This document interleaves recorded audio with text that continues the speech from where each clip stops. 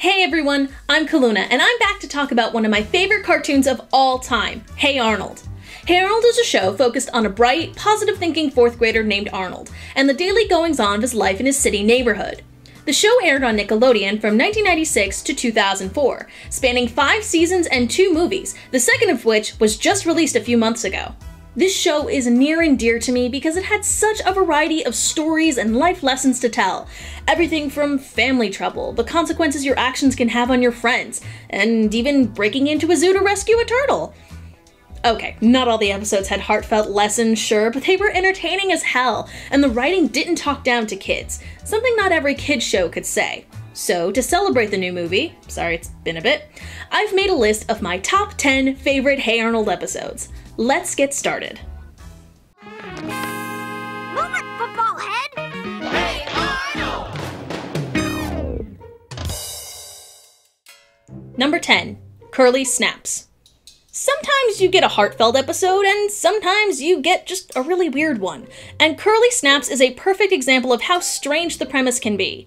Curly, the resident weird kid, has a mental breakdown after he is shortchanged the ball monitor duty at recess. So, he takes the dodgeballs, locks himself in the principal's office, and pelts anyone who gets near with dodgeballs.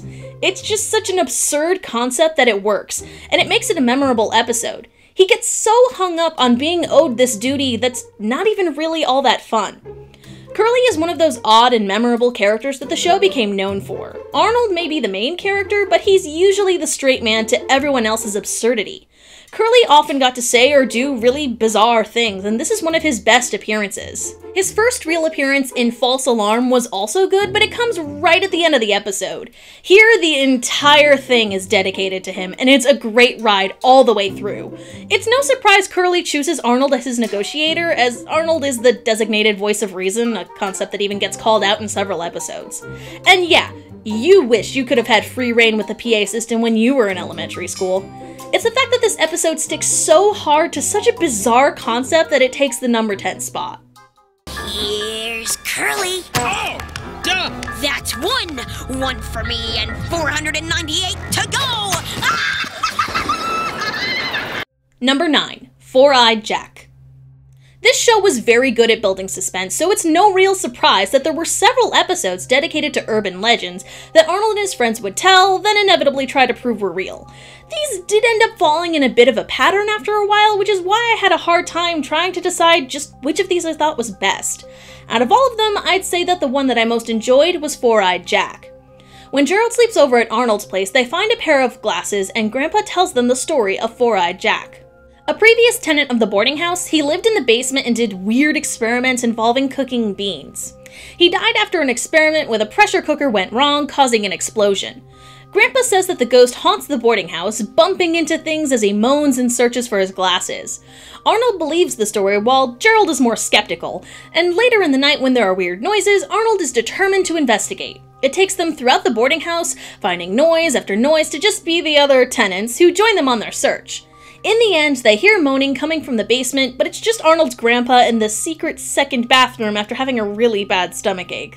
They return to bed, Gerald confident in himself for not believing in the ghost, but it turns out there really was one after all. When he retrieves his glasses, Gerald sees him and screams.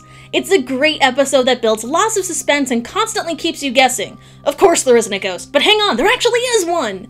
Anytime the kids are exploring an urban legend, I enjoy it, though they do tend to have a similar formula where they hear a legend, investigate it, prove it isn't real, but then at the episode there's a hint of a real supernatural force at work. So I've put it towards the bottom of the list, even though it is still in my top 10 favorite episodes.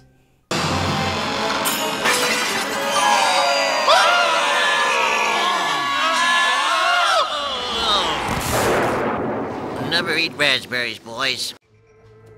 Number 8. Arnold's Halloween. Well, Halloween is my favorite holiday, so it's no wonder that this show's Halloween special is one of my favorite episodes.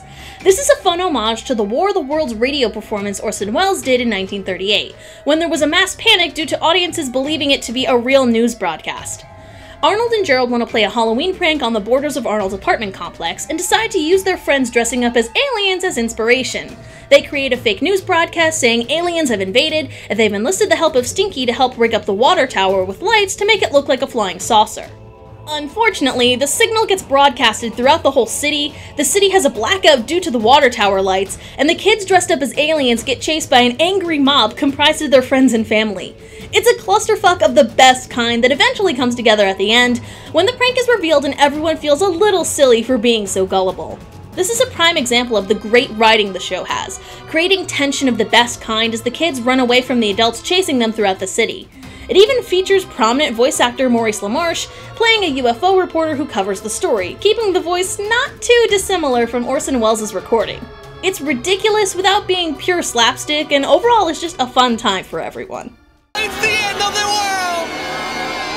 Stinky? Stinky? Oh, well. I wonder if our little radio show scared anybody. Number 7. Phoebe cheats. One of the strengths of the show was that it would take a real-life problem or concern and exaggerate it just enough to reflect how important that would be to a kid. It was one of the ways that the show really felt that it understood its audience. In Phoebe Cheats, Phoebe, the smartest kid in class, feels pressured to be the best with a class poetry contest and plagiarizes a poem, winning the contest. Her prize is a trophy in the shape of Emily Dickinson, and as she feels more and more guilt about cheating, she hallucinates that the statue actually talks to her and accuses her of being a cheater. It's kind of a cool Telltale Heart scenario, where Phoebe keeps trying to throw away the statue, but it keeps coming back due to various circumstances. Eventually, she cannot take it anymore, and she tells the truth to her teacher. His reaction to her confession is a heartfelt one, as he tells her there's more to Phoebe than her just being the best, and to channel those feelings into a real poem of her own. The show doesn't have to ham-fist the lesson about cheating is bad like other kids' programs. It actually delves into Phoebe's psychological state to show how it is eating away at her. Of course, having a sentient Emily Dickinson figurine yelling at you is still keeping in tone with the kind of exaggerations the show is known for, which is why it makes this list. I can't hear you! Cheater, cheater. Cheater. Number 6. Eugene Goes Bad. In the first season, the focus was mostly on Arnold or Helga when it came to storytelling, so a lot of the side characters tended to be more one-dimensional. However, as the seasons continued, the focus changed to the side characters, fleshing them out more. One prime example of this is in Eugene Goes Bad. Up until this episode, Eugene is just seen as the jinx or a klutz, constantly falling and injuring himself, all the while keeping an upbeat and sunny attitude. That all changes after he meets the actor who plays his favorite TV character, the Abdicator. The illusion is shattered when he finds out that the actor is conceited, doesn't do his own stunts, and overall just doesn't display the qualities he associated with that superhero. He then decides to go bad, greasing his hair back, wearing a leather jacket, and brooding. The younger kid who looks up to him copies his attitude and ends up putting himself in danger, and the actor manages to save both Eugene and the friend, deciding to try and embody more of the character people associate with him. This episode had a great musical score throughout. It was the frequent jazz and blues music that helped it to stand out from other shows. The theme that plays when Eugene first goes bad is really great and helps to convey the emotional state he's in. The lesson of don't meet your heroes was used in previous episodes like Preteen Scream, but here it works more in fleshing out the kind of one-note character Eugene could be at times.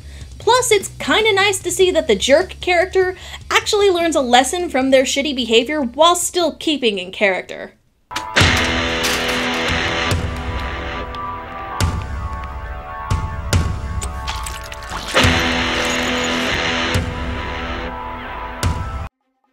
Number 5. The Longest Monday. Hey Arnold was a show that did really well with portraying events from a kid's childhood in a meaningful way, so there were a number of episodes that were just Arnold experiences blank. These were fun and enjoyable, but I tended to like the episodes that broke the mold a bit with that. The Longest Monday takes the concept of escaping from some older bullies and presenting it in a parody of Dazed and Confused. Instead of escaping a paddling, the 4th graders needed to outrun the admittedly enormous-looking 5th graders on Trash Can Day, the day before trash pickup when the city trash is rancid and humid. They create escape routes, find a secret kid's hideout, and eventually it becomes every kid for himself as they try to escape the 5th graders. Although the plot is parodying Dazed and Confused, the tone and the music make it almost feel like a horror movie as they are being chased by monstrous 5th graders. Seriously, was Wolfgang's design supposed to make him look that imposing? I figured it was more supposed to show how kids think older kids look to them, but yeah. This is a fun, action-packed story that takes the idea of the bully chase and gives it a cool spin. You feel legitimately sad when the various 4th graders are screaming as they're being trashed, and I adore the idea of a secret kid bunker where they can hang out and enjoy soda without being attacked by older kids. The exaggerations on Hey Arnold were never too outlandish to the point where you wouldn't believe it could happen, and episodes like this show how much fun the writers had skirting the line on that one.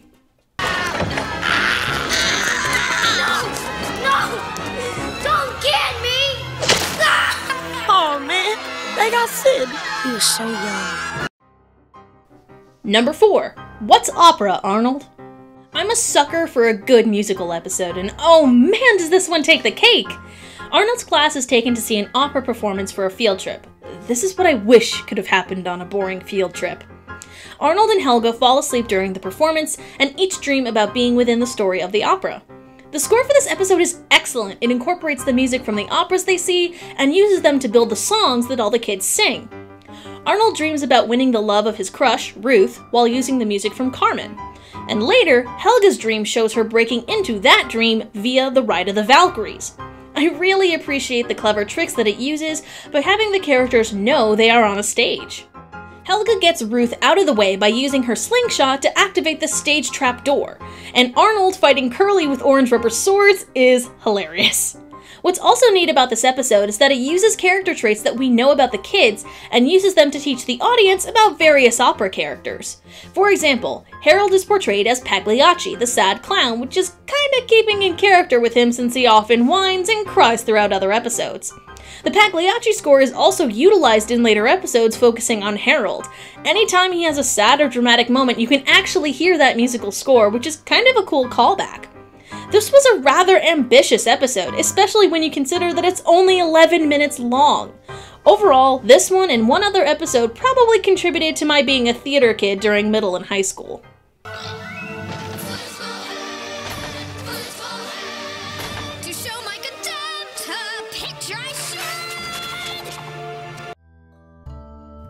Number 3.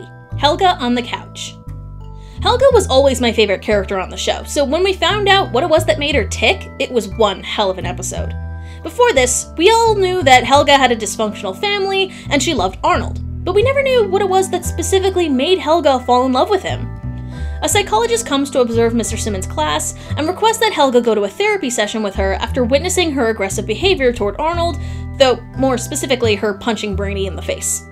Although it takes some coaxing, the psychologist ends up getting Helga to talk about her feelings, and we finally see just how difficult her family life has been on her. In previous episodes, her relationship with her family had been touched upon, but mostly was used for comedic moments. Her father being overbearing and ignoring her, often calling her by her older sister's name and constantly showing off all of her achievements as if they were his. Her mother being an airhead and drinking smoothies all day. Yeah, we know what we're really in those, guys. And her sister Olga being absolutely perfect and nice, and it infuriating Helga that she just doesn't really understand her personality, calling her baby sister all the time. Now, we see just how long that behavior has been going on. Helga had to get to her first day of preschool all on her own after her family ignores her in favor of her sister. It's raining and she has no umbrella, she gets scared by creepy people on the street, and a dog even steals her lunchbox. When she finally arrives at the school, Arnold is the first person to show her kindness, which is where her affection starts. But after kids make fun of her for that, she starts to become more of the violent character we know her to be. It's kind of a fascinating insight into what makes Helga the way she is, and if you didn't love her before this, then you will after. It's a progressive thing to see a kid going to therapy and it not really being that big of a deal. I know plenty of people who go to therapy, and to see it being portrayed in such a positive light really does a lot of good for a young audience. Hi, nice bow. Huh? I like your bow because it's pink like your pants. Number 2. Arnold's Christmas. If you've seen my top 12 animated Christmas specials video, then it shouldn't be much of a surprise that Arnold's Christmas is one of my favorite episodes. It's just such a heartfelt story, keeping in line with the Christmas season. Arnold needs to get a present for Mr. Nguyen, one of the tenants of the boarding house, and he finds out that Mr. Nguyen is a Vietnamese immigrant who only wants one thing: to find his missing daughter.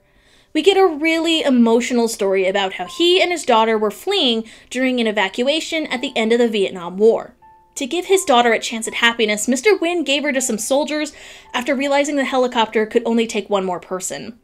20 years have passed since then, and while Mr. Wynn knows she's somewhere in the city, he's been unable to find her. Arnold, being the good kid he is determined to find her and goes to a government office to try to locate her.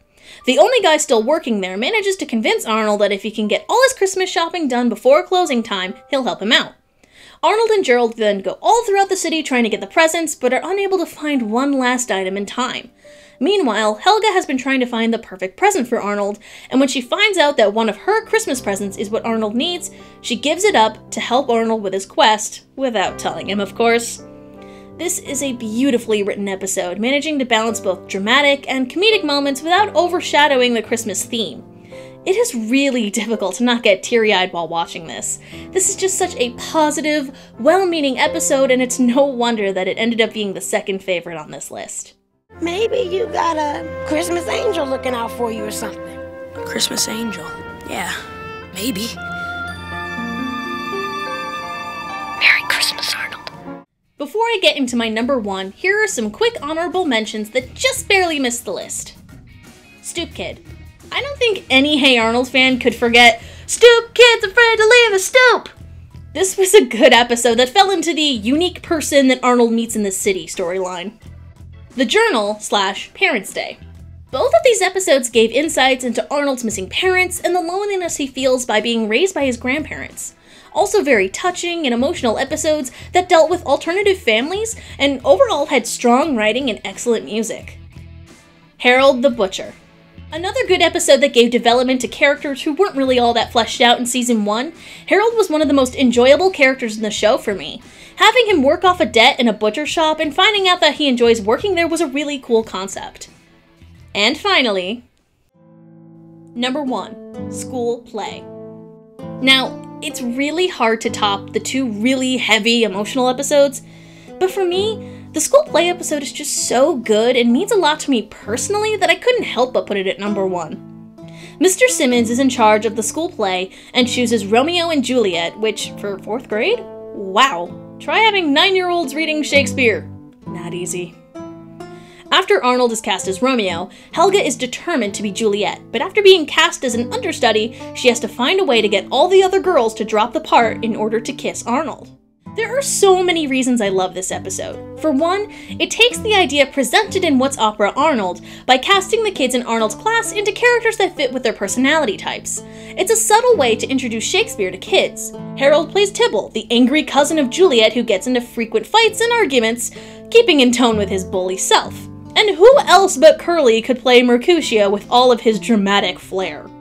The story of the episode is kinda Shakespearean in nature, as Helga has to come up with a variety of ways to make the girls quit, overwhelming them with the number of lines to memorize, creating a hideous costume for them to wear, and even confessing her true reason for wanting to be Juliet at one point. It's almost Richard III-esque in how Helga is scheming and twisting the play for her own plan.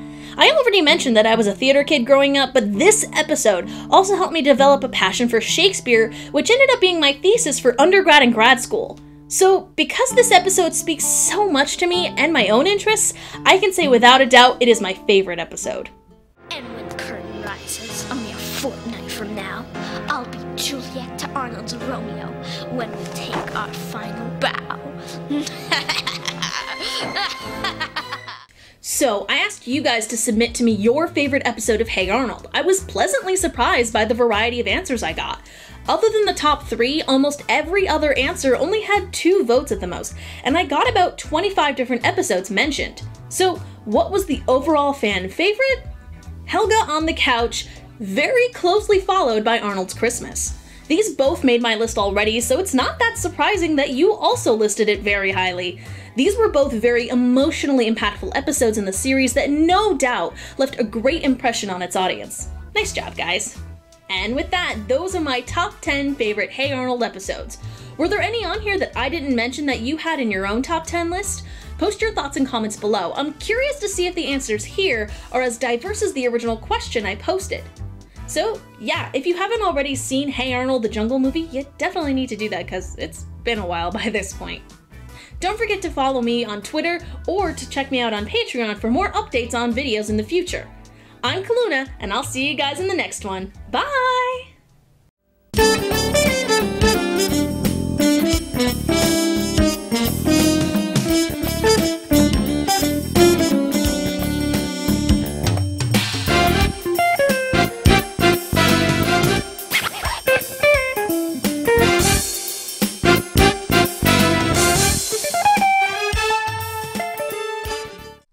Just wanted to let you know I have a Patreon page. If you're not familiar with Patreon by now, it's a website that allows you to donate a small amount each month to your favorite content creators. You'll get a bunch of different rewards depending on the amount that you donate. Feel free to check out my page to see what kind of rewards that you can get by helping to donate. Every little bit helps, and helps to make this show even better, so wouldn't be able to do it without you guys. Thanks. Geek Vision.